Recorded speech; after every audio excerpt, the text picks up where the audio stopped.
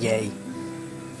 Welcome and thank you for tuning in with another EcoSophy sharing, this time around cryptocurrency and this digitalization of a world that progressively seems to become more complex in that technological environment. And yet, maybe there's a different way to relate to all of it. And I feel there is. A syntropic approach to that can benefit many.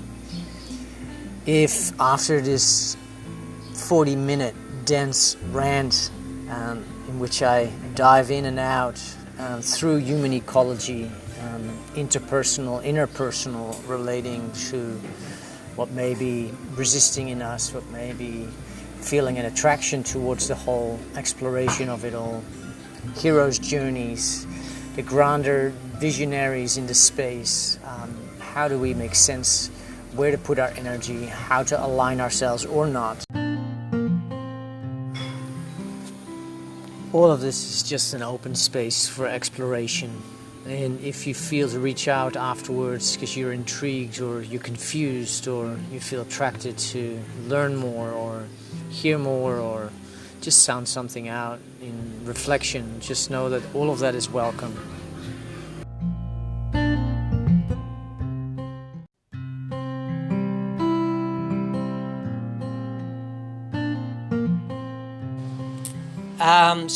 EcoSophy in this sense is a word that I kind of combined, and then I found somebody that actually put a really beautiful quotation together for it. It's really kind of like a deep spiritual engagement with what life is doing in and of itself. It's the wisdom of nature.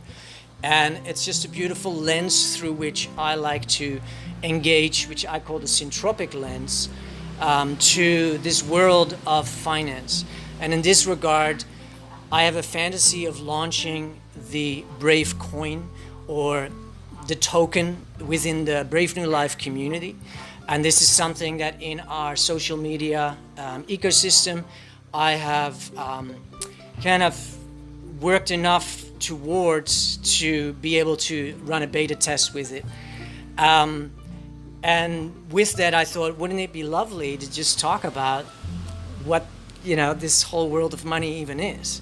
And a couple of years ago, I found a really beautiful way to relate to it, because I made a new friend, and he was quite radical in some of his thinkings, and he called money just non-valuables. And he doubled that off, and he said, well, it's all just human damage.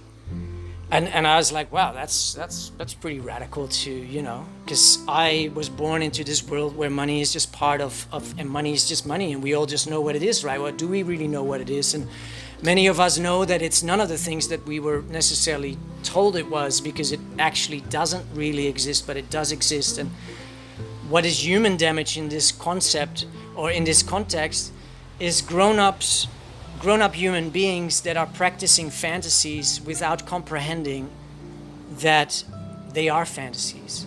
So human beings that are practicing fantasies as if it is reality without comprehending that it isn't reality. And when you think about that and when you sit with that, that is what is going on the earth a lot. And the distinction being that it's grown-up human beings, because a lot of children know exactly when they're entertaining fantasies and they love it. It's a great space to be in. There's absolutely nothing wrong with fantasies. But when we entertain them as if they are real without comprehending that they're not real, damage ends up at some level occurring. And that is just from looking back at sort of the impact of what believing things to be true that are not true kind of results in.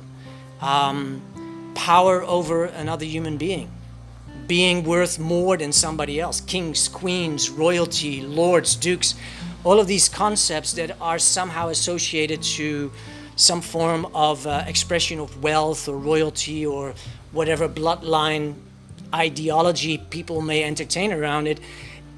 They're all human created fantasies. They have no actual basis in reality. And so when I got to explore money from that perspective, a lot of quote-unquote pennies really dropped quite fast. because I was still trying to work out what is money and what about the banks and what about the Federal Reserve, and I was trying to rationally wrap my head around the historical foundations, the corruption, the misleading, the everything that one could go down the rabbit hole with in terms of money. And I was like, wow, it's all one big human created participatory quote-unquote reality that we kind of agreed upon works that way, but it's a very parasitical and it's a very entropic form of actually replicating what happens in nature. And so this is where syntropic agroforestry comes into the picture, because energy exchange is happening everywhere in nature. You go into the mycelial network under the ground and you go and work out how trees communicate with each other, and you check in with how nature is actually, in terms of aromas and in terms of colors and in terms of emanation of frequency and energy, is all exchanging information and is exchanging energy, is exchanging nutrients, is exchanging services. The bees are pollinating the flowers. We are in an exceptionally rich world where energy exchange is the currency of life. And that currency, the best way that I've found to articulate it, is the currency of love. It's an unconditional flowing form of energy exchange where the trees are never saying, oh, no, you ain't getting that because I don't want you to have that.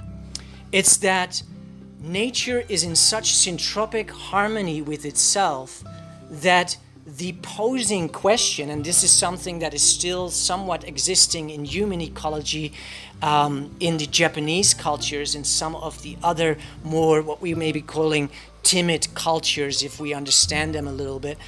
In Japanese culture, it is custom, so to speak, that you would never put somebody to a choice point where they would have to say no. Now that's a huge thing. So men would never actually juxtapose themselves or a woman into a space, and this is traditional because now we're in the Western epoch and a lot have gone kind of sideways, but in tradition there has been an honoring that we engage with each other so that the freedom, the liberty, and the need to express I don't want that is not being entered into, because that is having to say I have boundaries around this. I don't want that to happen. In nature doesn't operate like that. There's not a tree that says, no, I'm not going to give you that, because there's nothing that says, hey, I want something from you, because there is no parasitical constellation in the syntropic nature of life. Now that's a bold statement to make.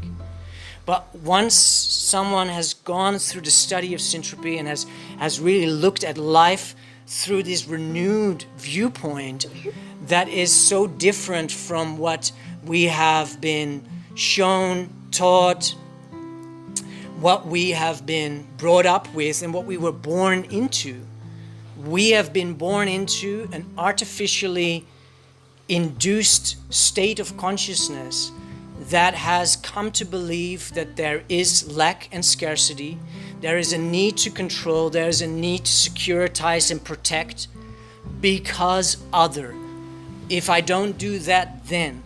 It is trauma-based mind control, and if we track it down through time, it is just grown-ups practicing fantasies as if it's reality without comprehending that it isn't. Grown-up human beings practicing entropic belief systems that they don't even know because they're unexamined assumptions about reality, but there have been those that have been seeking power. There have been those that have been seeking relevancy. There have been those that weren't just as traditional indigenous kings there to be the king to serve their people, because natural leadership exists in every species.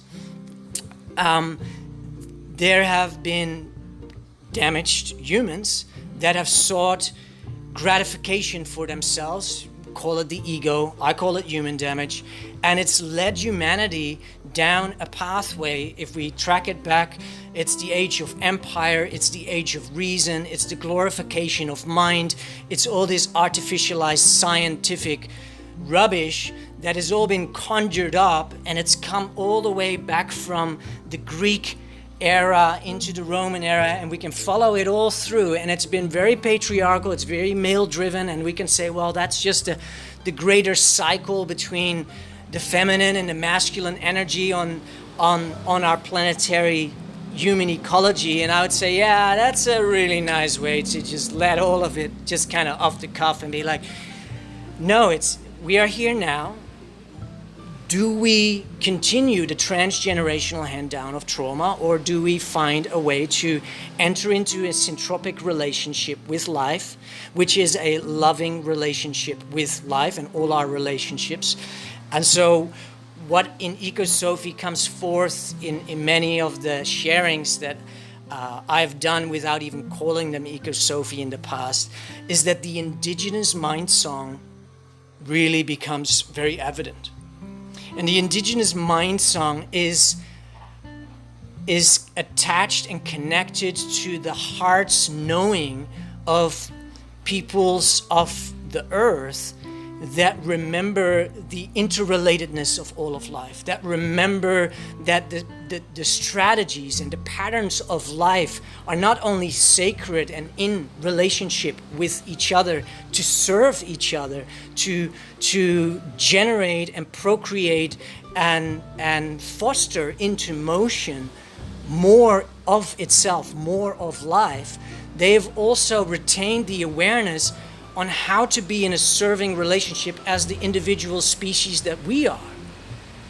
But those indigenous voices and those indigenous peoples, because they have retained a syntropic way of remaining connected to the spirited nature of life, they haven't defended their truth, in the sense that the syntropic nature of life, being what we can observe as the truthful reality that does exist, it doesn't need to promote itself.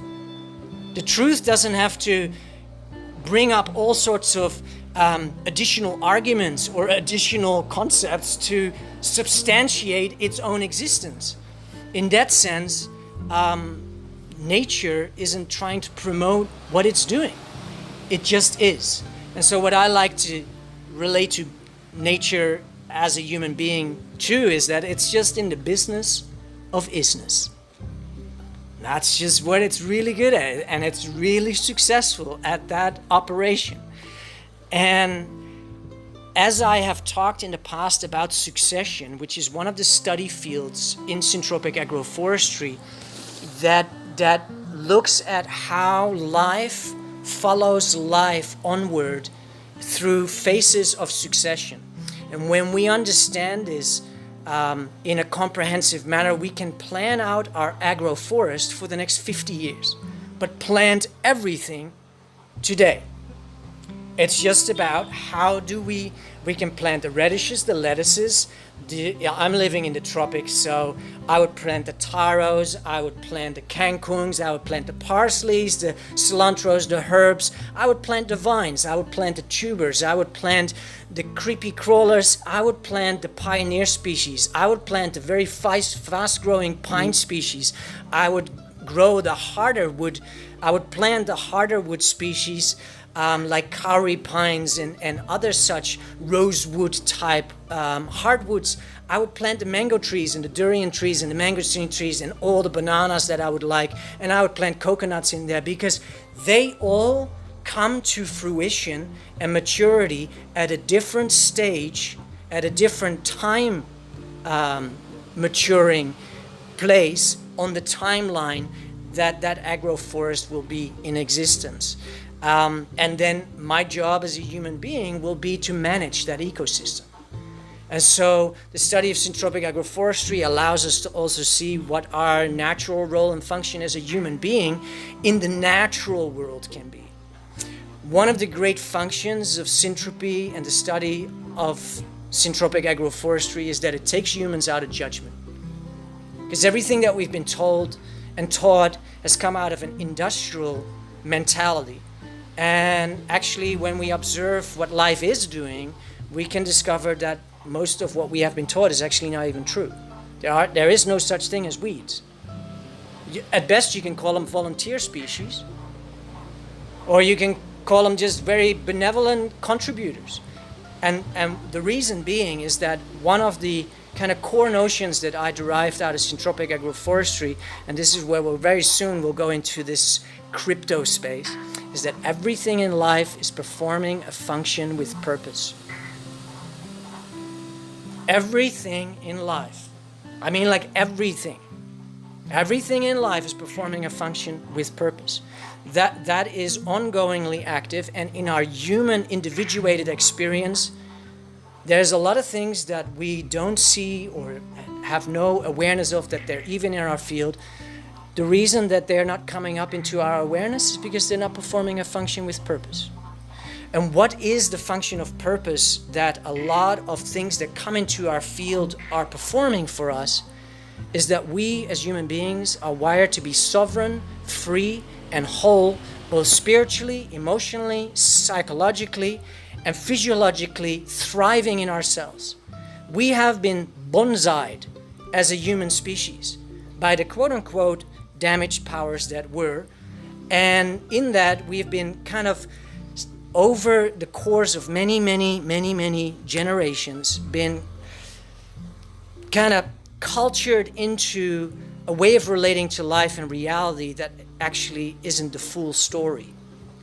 It's his story, and it's certainly not her story, and it never was her story, because his story is a very limited narrative of what actually is real.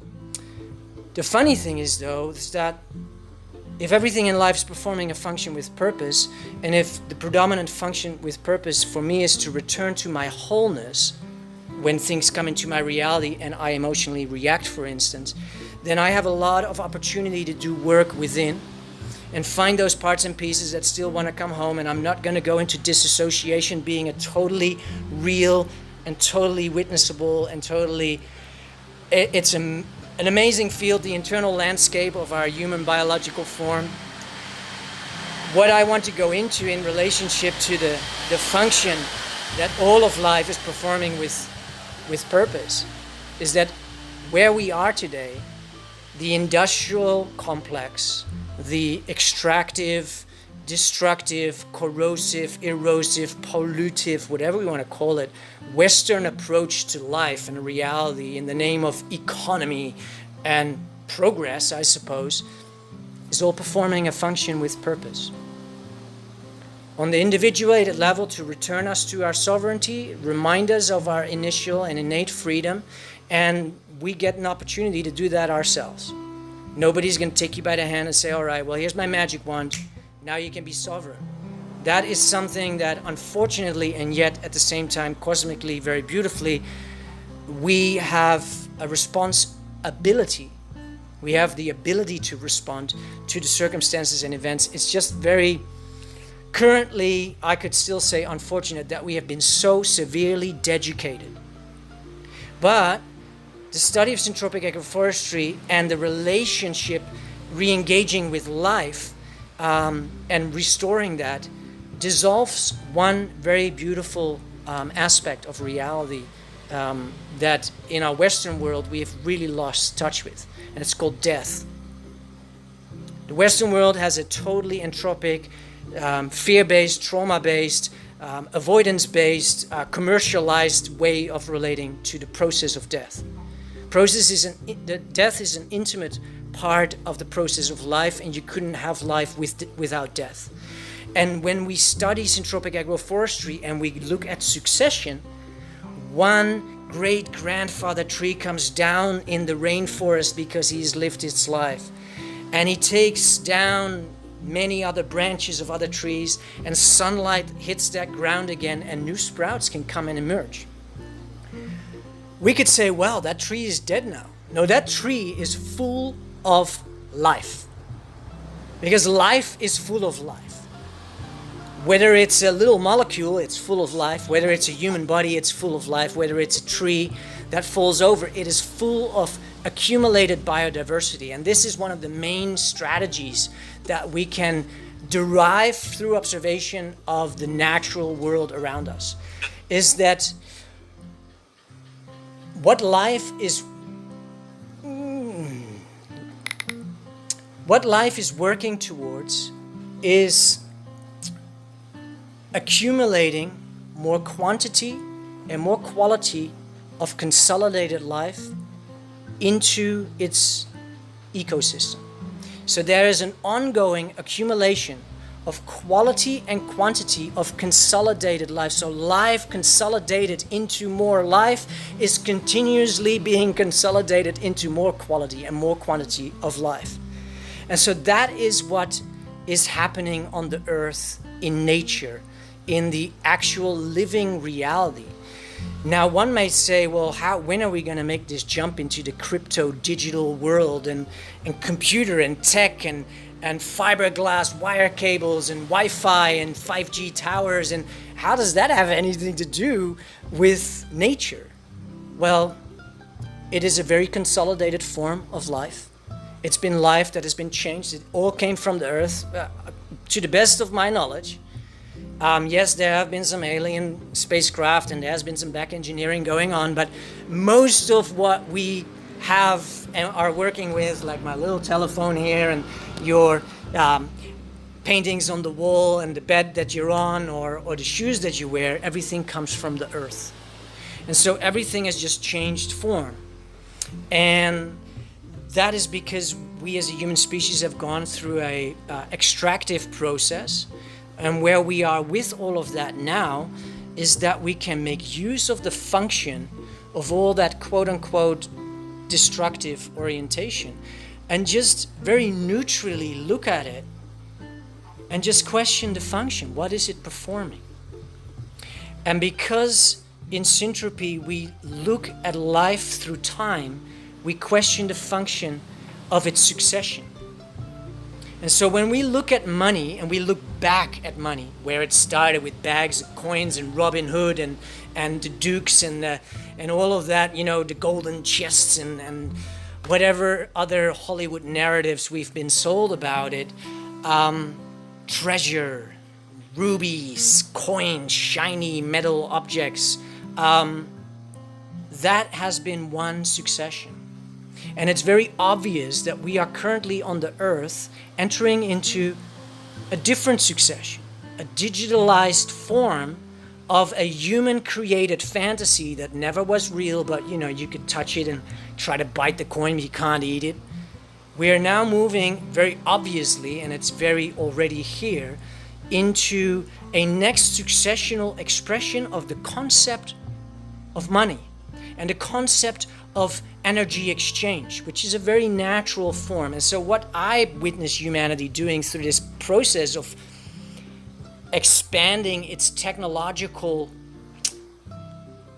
capacity, the conceptual values underpinning the crypto world are very closely resembling and are coming closer and closer and closer, particularly when people start becoming familiar with what holo chain is and are familiarizing themselves with a few of the more syntropic orientated projects like the Earth Dollar.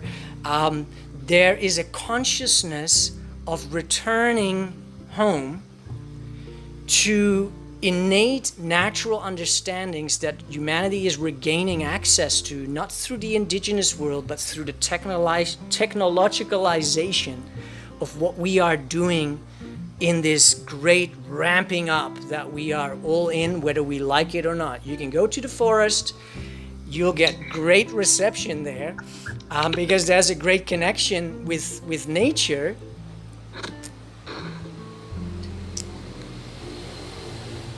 But there won't be any Wi-Fi.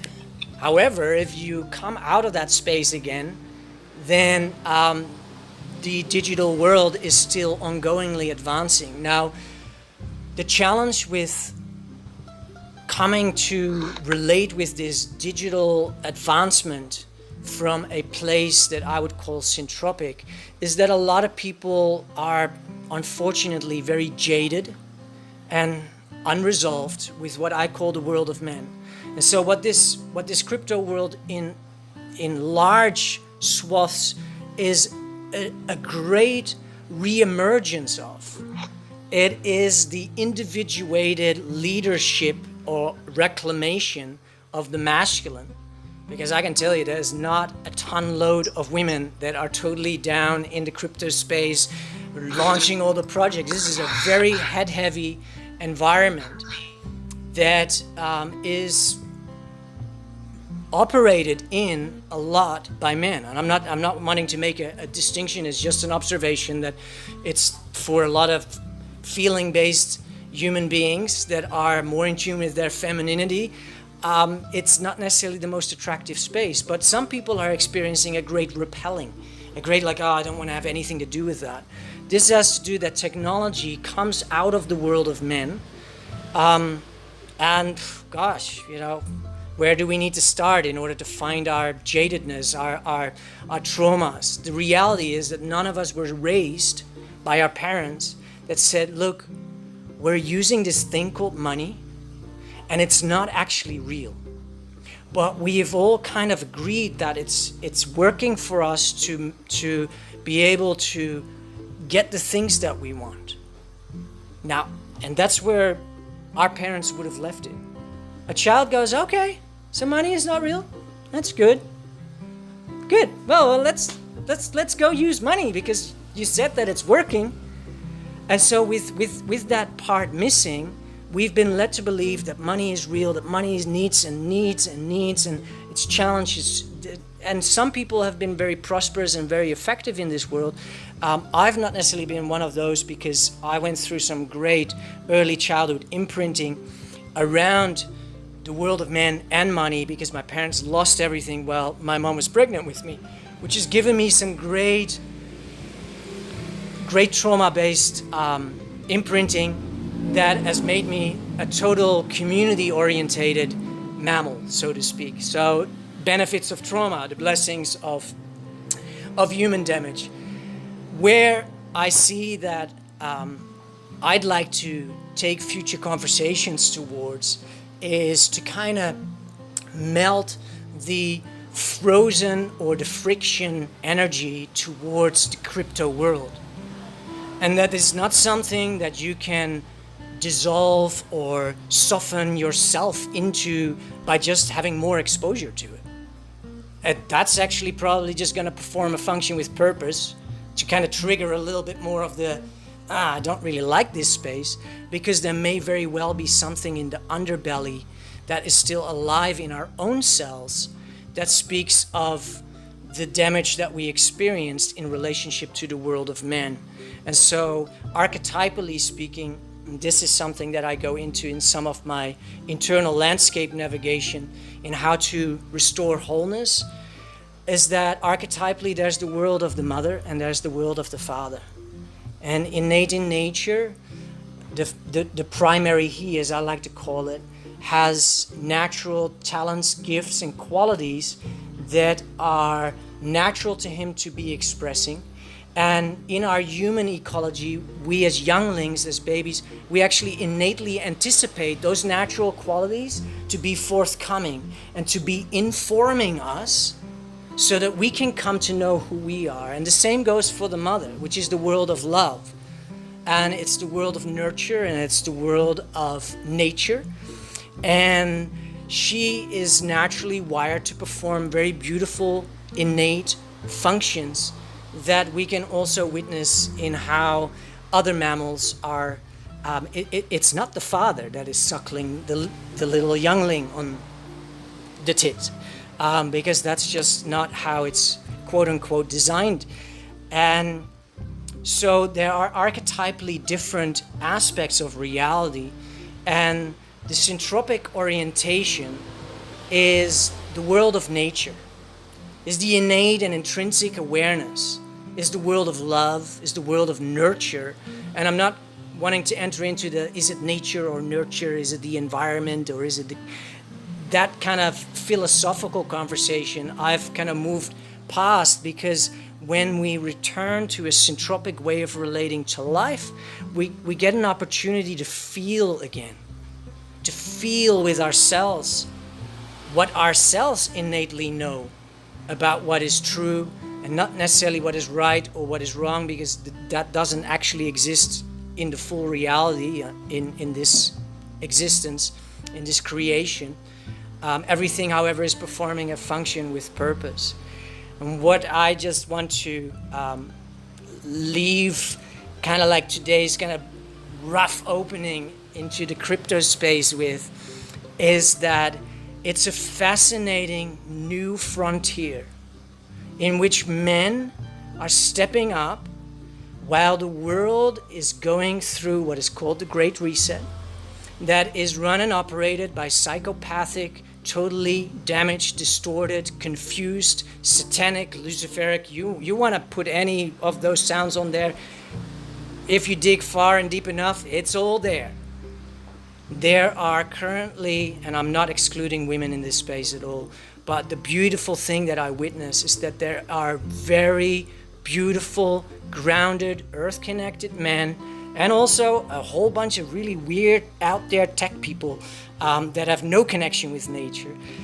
There's a masculine increase into this space that seems to have a possibility to really go wrong, to really go into the world of AI and the metaverse and everything that we know is not necessarily where we want to be controlled by corporate oligarchies any longer. And so where I want to have the conversation around crypto is around love, is around finding those leaders that share, that want to express to others how one can become more free, more prosperous, more emancipated in this great, great time where our current economic system and the current succession is, over the short span of the next coming very short years, going to be entirely, I would say, destroyed, except for the places like Bali where cash money is never going to leave the ecosystem, because the microeconomy is so resilient here. There's no way that nobody has a card here with traditional banking. And so what we're talking about is the Western world. And the Western world is going through a great transition. It's a total planned takedown of people's assets, people's rights, people's freedoms in a corporatizational modality under the guise of this whole COVID fantasy that has all been just a big dreamt up corporate pipe dream. And it's working very well in their favor. But the real question about all of this is, with all this information of what's in the pipeline looming at us, how can we cultivate an ability to see with eyes unclouded as to how to navigate these coming years? How is it wise to participate in this crypto space? Because aren't we just going to be feeding the beast? Aren't we just going to be signing our soul over to, Bill Gates through something, somehow? And this is the space that I'd like to, from a syntropic place, like to really just sound out the inspiration that do your housekeeping within. If there's anything that you feel is not feeling in resonance, to question, where does that come from? Where does that sit on your timeline? Where is that holding you back? There's no need to participate in any of this. There's no need to be afraid of what is to come, because when we engage in a syntropic way of relating to life, we befriend death. We understand that death is an intimate part of life. And unfortunately, but in the full reality, without being emotionally attached to it, we're going to lose a tremendous amount of human life on this earth. That is already in the making. The injections have already been made. Like this is, and it's in the guidestones, it's in the handbooks, it's in the Communist manifestos, it's in the, however far you want to go down, it is in all those little pamphlets and all those secret societies, something that is of an obscure fantasy. And I comprehend, and I've written towards this in my course in Syntropy extensively, the war of Satan against the hidden hand of God. And the beautiful thing is that life keeps winning, because life keeps living. Life keeps giving life. And this technological wave that is just about to kind of make itself known to the world at large, this crypto space, can be either a space that we run away from, or it can be a place that we choose to participate in, even from the fringes, maybe just supporting somebody, maybe just being open towards the concept. And that is best done in open curiosity, taking ourselves out of judgment and just questioning, so what could this lead towards? And I've sat with that question for a very long time, but I'm not going to give you my premonitions of it. I just wanted to give you a really big, heavy dump of syntropically relating to a lot of quote-unquote information as to what is here with us, what we are experiencing, and where ourselves from within our being can find bioresonant attunement to whether something serves the syntropic strategies that life operates on. Is this crypto fantasy that I want to entertain based on prosperity? Is it based on collaboration? Is it based on transparency? Is it based on unconditional love? Is it based on growth and expansion? Is it based on freeing more up to enable us to actually do what we really came here to do? These are the relevant questions to ask. And if any of these questions are answered by the answer, yeah, actually it is, then that may help to kind of free us up a little bit towards the concept of crypto, because I'm not here to sell it. I just know it's going to be an amazing transformational tool in the return of humanity to a more nature-based way of relating to life. Because we are not going to go back to nature and study nature and sit in nature all together to learn how to grow food, to then realize, oh wow, we forgot this all along.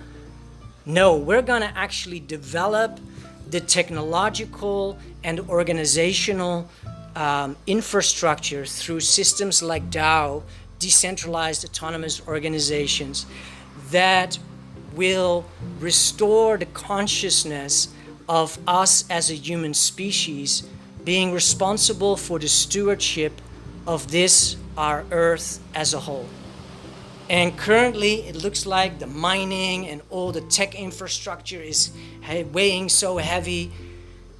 Humans are part of life. And humans are interdependent with life. And humans have it in their heart, based on their syntropic nature, to care for life. And so we may look at it that we are going through an intense acceleration of the technological kind of pull on Mother Earth's resources. But what's going to come out of this is a tremendous wave of what you may call green energy, free energy, light energy. We are going to set so much free as a human species. And I truly believe that what is being pioneered by only 3% of the human population as we speak is going to have a huge impact in the restoration of our liberties, our freedom, our collaboration, our ability to restore, regenerate, and repurpose our own individual human families' reason for even being here on this earth. This is the great school.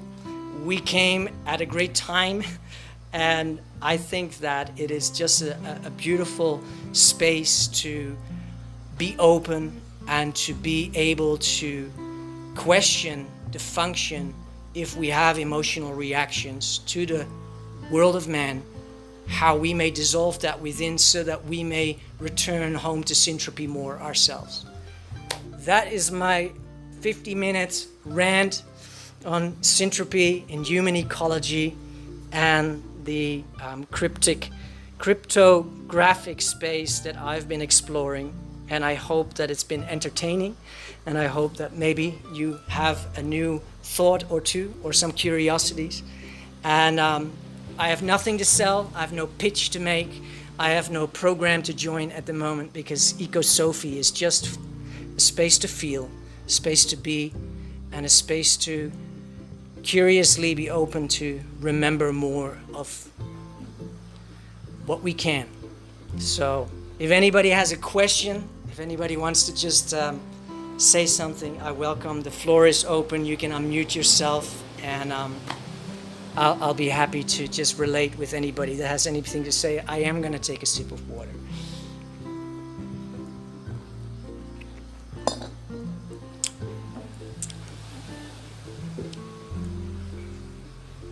Paul, you're muted. I saw your mouth move, but Jonathan.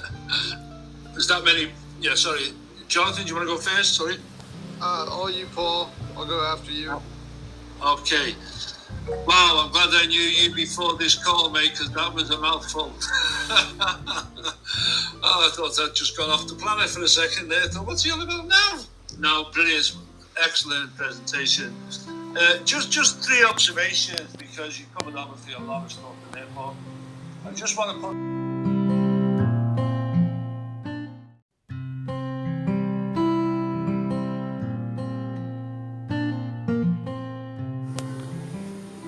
If you want, you can email me at support@bravenewlife.net.